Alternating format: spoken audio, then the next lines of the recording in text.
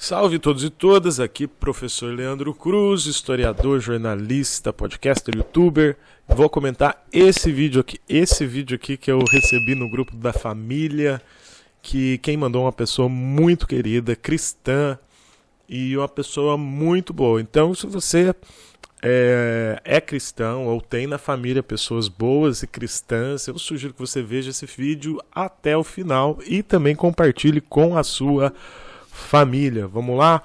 Vou escutar, ver e reagir comentando com vocês. Aqui é o bispo final de Oséias, capítulo 4, versículo 6, Oséias diz: o meu povo sofre por falta de conhecimento. Verdade. Na verdade, todo povo sofre quando falta conhecimento. Então, por isso eu pensei o seguinte: primeiro, vamos dizer quem é o Bispo Hinaldo e quem foi o Oséias, né? O Bispo Hinaldo, ele é bispo da Igreja Universal do Reino de Deus, ele é também vereador lá no Rio de Janeiro, e ele faz parte da chamada tropa de choque do Crivella, do Marcelo Crivella. É ele que articulou para impedir o impeachment do Marcelo Crivella, o cara que já foi acusado aí de fraude, peculato, lavagem de dinheiro, foi acusado também de montar um esquema, acusado e comprovado, né? Ele montou um esquema para intimidar e ameaçar jornalistas, né? Os chamados guardiões do Crivella, os jornalistas durante a pandemia, né? Que estavam aí mostrando o sucateamento e o caos nos hospitais do Rio de Janeiro. O cara escapou da cassação graças a Bispo Hinaldo. E Oséias, ele foi um profeta, né, lá do século VIII, que condenou a violência e a injustiça e denunciou os sacerdotes, veja só. Ele é um cara que levantou a voz para denunciar as lideranças religiosas do seu tempo que propagavam a ignorância, como é o caso do Bispo Hinaldo hoje aqui. O Oséias também, ele denunciava o fato de que tanto os reis daquela época, do reino de Israel, quanto muitos sacerdotes, estavam trocando o amor de Deus pelos ídolos, né? Ídolos que promoviam a violência, como por exemplo Baal, uma entidade, um ídolo, uma divindade assíria, né? E isso acabou causando muito sofrimento ao povo de Israel, que depois acabou sendo invadido pelos assírios.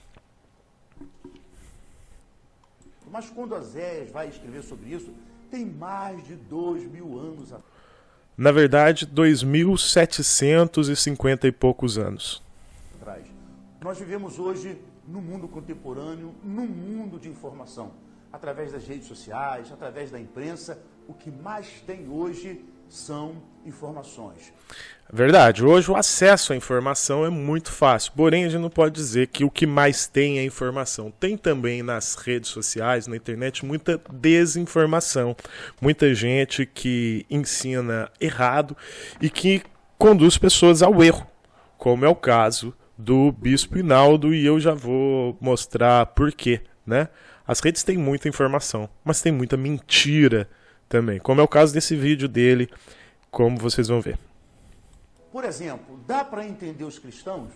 Eles oram para que Deus livre da morte os cristãos em países comunistas, mas votam em partido e candidatos comunistas. Ora, os cristãos oram para que os cristãos sejam livres da morte em países comunistas e em países capitalistas e em países de todo quanto é sistema em que cristãos sejam mortos, né? Agora, é importante a gente mostrar, eu já expliquei num outro vídeo que eu vou botar aqui no card, o vídeo aí em que eu desmonto o discurso do PM Palestrinha, que na verdade nem tudo que chamam de comunismo é comunismo. Comunismo é uma doutrina econômica, né, que foi teorizada pelo Karl Marx lá no século XIX, que pregava o fim da propriedade privada dos meios de produção. Agora, no Brasil, virou mania chamar todo mundo de comunista. Todo mundo que é de esquerda, todo mundo que luta por justiça social, todo mundo que se indigna contra a fome, contra a injustiça, contra a violência, eles chamam de comunista, né? Coisas que não tem nada a ver com comunismo, que não tem nada a ver com doutrina social e econômica, né? Por exemplo, questões morais. Agora, pessoas que querem induzir os fiéis ao erro, então colam o rótulo de comunista em quem eles não gostam e diz que a pessoa é comunista. É o que essa gente tem feito recentemente, por exemplo, com o presidente Lula, que nunca jamais foi comunista, ele nunca propôs esse tipo de coisa, nunca propôs a expropriação dos meios de produção, pelo contrário, mas promoveu programas sociais para colocar comida na casa das pessoas e para garantir que as pessoas tenham uma casa. O problema nunca foi a questão da partilha e de colocar as coisas em comum. Na verdade, se você olhar o Atos dos Apóstolos, você vai ver que as primeiras comunidades cristãs viviam uma comunhão de bens, está escrito lá. Se você for ver, por exemplo, o Atos dos Apóstolos, no capítulo 2, versículo 44, diz que as primeiras comunidades cristãs tinham tudo em comum. Eles chamam de comunista qualquer pessoa que fale que as pessoas têm o direito de comer. Eles chamam de comunista qualquer pessoa que fale que é preciso dar de comer aos pobres. E, na verdade, isso está no próprio Evangelho. Vai ver no Evangelho quantas vezes Jesus falou contra distribuir comida para quem tem fome. Vai ver no Evangelho se alguma vez Jesus se colocou contra, por exemplo, um sistema público de saúde. Ele curou as pessoas, cara. Ele era contra, sabe o quê? Ele era contra fariseus, hipócritas, contra líderes religiosos gananciosos. Então, primeiro, não tem nenhum partido comunista no Brasil que tenha de fato chance de ganhar a eleição, porque o PT nunca foi comunista. E você, sendo cristão, está completamente livre para votar nos candidatos de esquerda, porque não tem nenhum falando em perseguir cristão nem nada disso. Oram pela expansão do Evangelho, pela liberdade de religião, mas votam em candidatos que querem impedir o avanço do Evangelho? Muito bem, esse pastor bolsonarista, mais uma vez, ele está colaborando com a narrativa que eles vêm pregando, dizendo que a esquerda quer proibir o Evangelho, né? Tem um outro parente meu que dia desses postou num grupo de família também, dizendo que se o PT ganhar, eles vão proibir a Bíblia. Isso é uma grande mentira. Aliás, a mentira vem do demônio. O demônio é o pai da mentira. Não darás falso testemunho. Está escrito também lá na Bíblia. Esse cara está dando um falso testemunho. Não tem nenhum partido no Brasil, nem o PT, que é adversário dele, nem nenhum outro partido dizendo em proibir o avanço do Evangelho ou proibir qualquer religião que seja. Aliás, é preciso que se diga que a lei da liberdade de religião foi sancionada pelo presidente Lula em dezembro de 2003.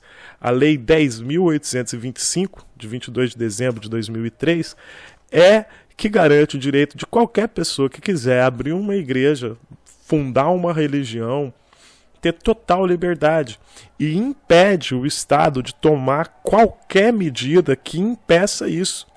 Então, dizer que algum candidato, os candidatos de esquerda, querem proibir a religião é uma grande mentira. Se o seu pastor te diz isso, se o seu padre te diz isso, ele é um mentiroso que está indo contra a verdade, está indo contra o Evangelho, e você, inclusive, tem toda a liberdade de conduzir a sua igreja, os seus irmãos da sua religião, à verdade, esclarecer isso para eles.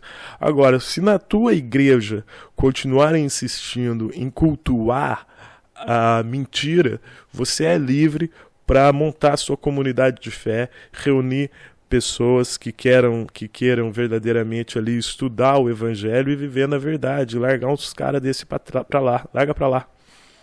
Vamos continuar vendo aqui. oram pela família, mas votam em candidatos que querem a destruição da família? Destruição da família. Quem é que quer destruição da família, cara? Esse papo de destruição da família é uma das maiores mentiras que existe sendo propagada por esses falsos profetas, por esses falsos pastores, por esses falsificadores, como é o caso desse bispo Hinaldo aí. Porque o que eles chamam de destruição da família é qualquer atitude, qualquer medida que pregue o respeito e a tolerância a pessoas que, de repente, têm uma família diferente da sua.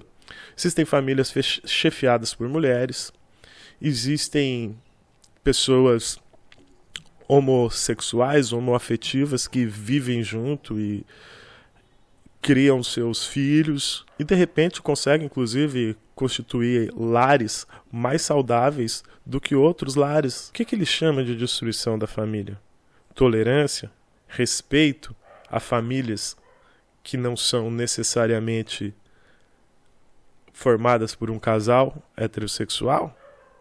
O que ele chama de destruição da família? O que destrói família de verdade, sabe o que é? O que destrói família é mentira. O que destrói família é intolerância. O que destrói família é violência. O que destrói família é o desrespeito do homem pela mulher. O que destrói famílias é quando o pai é violento com seus filhos, quando o pai não aceita o filho do jeito que ele é e manda o filho embora de casa. Isso que destrói família. Agora, se você cuidar da sua família, ser um cara que respeita a tua mulher, que é bacana com o teu filho, tua família tá ótima, cara. Não tem nada, candidato nenhum vai poder fazer para destruir ela. Agora, se alguém dissesse, olha, você tem que respeitar o seu vizinho, você respeita a sua família dentro da sua casa, e o que o seu vizinho faz na casa dele, se ele quiser morar com outro cara, isso não vai destruir sua família. Dizer que a casa ao lado deve ser respeitada não vai fazer mal nenhum para a sua casa. Vamos ver o que mais que esse cara diz. Ou seja, não tem ninguém, nenhum candidato pregando destruição da família. Isso aí é o terrorismo eleitoral que esses covardes têm feito, né? Porque uma vez que eles não fazem nada de bom em termos de saúde, educação, segurança, geração de emprego, eles têm que trabalhar com o terrorismo, com o medo, dizendo que, olha, o adversário quer destruir sua família. É a única maneira deles conseguirem voto, porque não tem o que mostrar, tem que causar esse tipo de pânico. Oram pelos filhos, sempre. mas votam em candidatos que querem a liberação indiscriminada da pedofilia, da ideologia de gênero nas escolas. Liberação da pedofilia?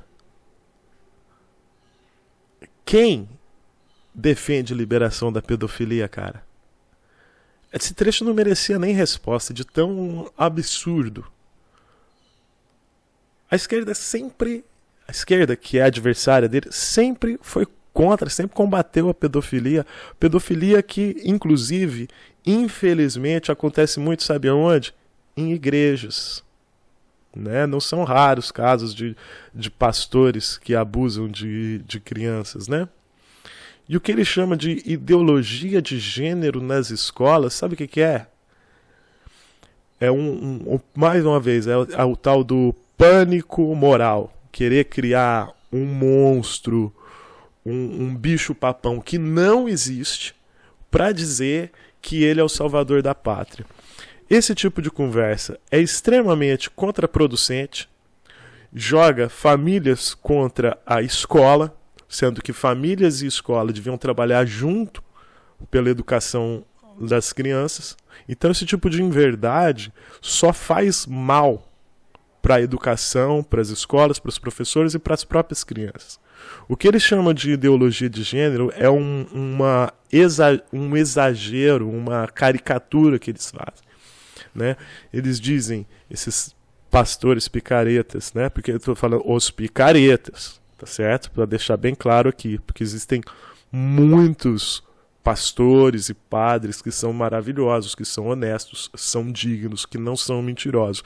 Mas o que esses picaretas, mentirosos, chamam de ideologia de gênero, eles dizerem assim que os professores estão ensinando as crianças a querer mudar de sexo, os professores estão incentivando as crianças a serem homossexuais. Meu caro, que bobagem, que bobagem. Na verdade, às vezes o professor fala para a criança fazer a lição de casa, abrir o caderno, parar de conversar, e nem isso eles nos escutam. Imagina que um professor vai falar para uma criança mudar de sexo e a criança vai obedecer um professor, cara. Não tem absolutamente nada disso. O professor não tem nada a ver, né, com a identidade de gênero do aluno. O professor nas escolas não tem absolutamente nada a ver com a sexualidade das crianças. Ninguém vai fazer o seu filho ser gay.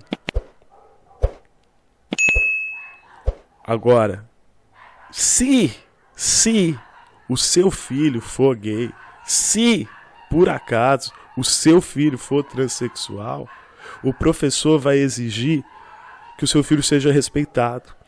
Nas escolas, o seu filho vai ser protegido da violência e do bullying. Então, ninguém vai falar para o seu filho ser gay. Mas se o seu filho, por acaso, começar a sofrer violência do coleguinha, que vai lá batendo nele ou zombando dele, o professor vai sim falar: opa, pode parar. Você tem que respeitar o seu colega. Você tem que ser tolerante, sim. E você não tem nada a ver com o fato do seu colega ser assim ou assado. Tá certo? Agora, isso eles chamam de ideologia de gênero. Não, nós ensinamos respeito. Respeito. Ninguém quer que o seu filho...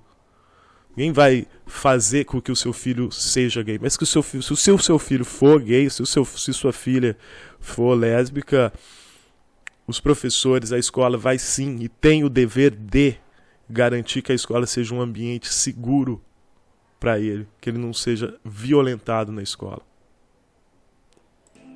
Oram pela libertação dos dependentes de drogas, mas votam em candidatos que defendem a liberação das drogas?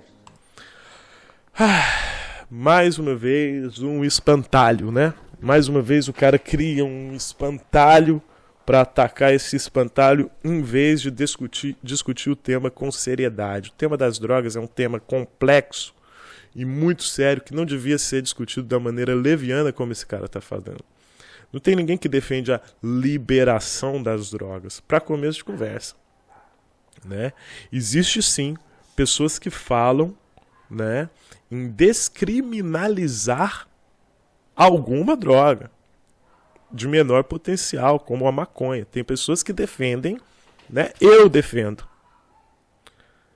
que a pessoa plantar a maconha, fumar a maconha não seja crime. Agora, isso não está nem na pauta do PT, nem do presidente Lula. Ele nunca abraçou essa ideia aí, nunca fez campanha por isso. Eu acho que deveria. Eu sou um cara que acho que deveria descriminalizar. Agora, a maconha, não todas as drogas, né? A maconha, que tem um potencial que causa menos danos que várias outras drogas, inclusive causa menos danos que muitas drogas legais. É só você ver quantas famílias estão destruídas pelo álcool, né? Ou quantas pessoas morrem por causa do tabaco, né? Agora, a legalização da cannabis, você, por exemplo, permitir que a pessoa que quer plantar a sua maconha em casa, isso é uma coisa que pode ser discutida. Democraticamente pode ser discutida, né? Aceito argumentos em contrário, mas desde que sejam argumentos honestos, sem criar espantalhos, sem misturar alhos com bugalhos, né? Porque, na verdade, se você permite que um cara planta a maconha dele, você está combatendo a violência, você está impedindo que o cara tenha que ir lá na biqueira comprar a maconha. né? E indo lá para comprar essa droga de menor potencial destrutivo, sendo proibido, você está dando poder e você está dando recurso para o crime organizado. Quem não quer a liberação da maconha é justamente o crime organizado, que não quer perder o seu monopólio, né? A proibição da maconha não faz com que ninguém deixe de fumar maconha. Pelo contrário, né? A proibição da maconha, na verdade, só dá poder ao crime organizado. Aí o menino chega lá e fala, vem buscar um baseadinho. Aí, como ele é obrigado a ir lá dar o seu dinheiro para o crime organizado, os caras chegam e falam assim, não, hoje não tem, mas eu tenho outras coisas aqui, né? Aí sim, por causa da proibição, que a pessoa acaba entrando em outras drogas, né? Na verdade, a maconha ela é remédio em muitos casos, né? Em muitos lugares ela tem sido usada como porta de saída para outras drogas, né? A cannabis e o óleo de cannabis ela é usada no tratamento em outros lugares do mundo de psicodependentes, pessoas que estão largando, por exemplo, a cocaína, pessoas que estão largando o crack, podem usar o óleo da cannabis, né? Para controlar a sua crise de abstinência. E muitas vezes o álcool é que acaba sendo uma porta de entrada para outras drogas. É mais fácil o cara cheirar cocaína, entrar na cocaína por causa do álcool do que por causa da cannabis. São coisas completamente diferentes, né? A proibição, agora, dizer que é a favor da legalização da cannabis não quer dizer que você é a favor de que as pessoas fumem cannabis. Não é isso, né? Acontece a questão de você lidar com as coisas de uma maneira diferente. A gente pode pegar, por exemplo, o exemplo dos Estados Unidos, né? Quando teve a lei seca e que foi proibido o álcool lá nos Estados Unidos por causa do lobby de setores religiosos moralistas, né? Foi o momento mais violento da história dos Estados Unidos, né? É na época da proibição do álcool que você tem aqueles grandes gangsters, aqueles grandes mafiosos como o Al Capone, que era traficante de uísque, né? Que era traficante de álcool. E aí ninguém deixou de beber álcool, né? Mas fortaleceu o crime organizado. E, aliás, a questão foi piorada por causa da proibição. A época da lei seca nos Estados Unidos é a única época que você tem aqui na história casos de pessoas que injetavam álcool na veia, porque ele tinha um pouco mais trabalhoso de conseguir, mas o cara conseguia. Então ele queria, o dependente químico do álcool injetava a bebida alcoólica. Imagina o mal que isso não fazia, né? Então proibir não resolve. E muitas vezes, quando você proíbe, você faz com que a pessoa que tem dependência de droga, ela deixe de procurar ajuda. Então, para cuidar, você não é só orar pela libertação dos dependentes de droga, você tem que fazer alguma coisa para efetivamente ajudar os dependentes de droga. Então, em vez de tacar pedra, estenda a mão, né? Ok, o álcool faz mal, a maconha pode deixar o cara atrapalhar ele a se concentrar, pode dar sono, atrapalhar o desempenho dele no trabalho, né? Mas você vai prender uma pessoa por causa disso? Vai onerar o Estado por causa disso? Então ninguém fala sobre liberação de drogas. Fala sobre descriminalização e sobre ajudar essas pessoas, aquelas que de fato têm problema com droga, aquelas que não têm um uso saudável e equilibrado, ajudá-las de uma outra forma, porque a proibição não ajuda ninguém. Só os traficantes. Gente do céu, isso é incoerência. Estamos em uma batalha espiritual. Não adianta orar como cristão e votar como incrédulo. Batalhas espirituais todos passamos, mas também temos disputas políticas, tem coisas que a gente deve discutir de maneira racional dentro de um parlamento, e esse aqui é um canal sobre história, sobre política, E embora a minha produção acadêmica, maior parte das minhas publicações tenha a ver com história das religiões, no canal aqui eu falo muito mais de política do que religião. Estou sendo obrigado aqui a falar sobre religião hoje, justamente porque existem esses fariseus, esses maus líderes religiosos que usam a religiosidade do povo, aquilo que ele tem de mais sagrado, que é a religiosidade do povo, para manipulá-los, né? Então, caras como esse, como eu já disse, usam a fé, usam o medo das pessoas para conseguir votos, né? Para dizer que o cristão tem que votar no partido dele, no candidato dele. E não necessariamente, né? Se o cara está apelando para esse tipo de argumento, né?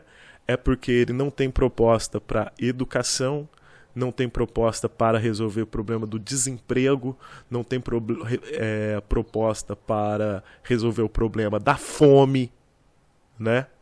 Então ele tem que apelar para o chamado pânico moral e tem que apelar para a manipulação dos medos e do sentimento religioso das pessoas. Uma grande covardia. Conhecimento você está tendo. Não faça Conhecimento você está tendo, principalmente depois de você ver o meu vídeo. como no passado, que preferiram soltar Barrabás.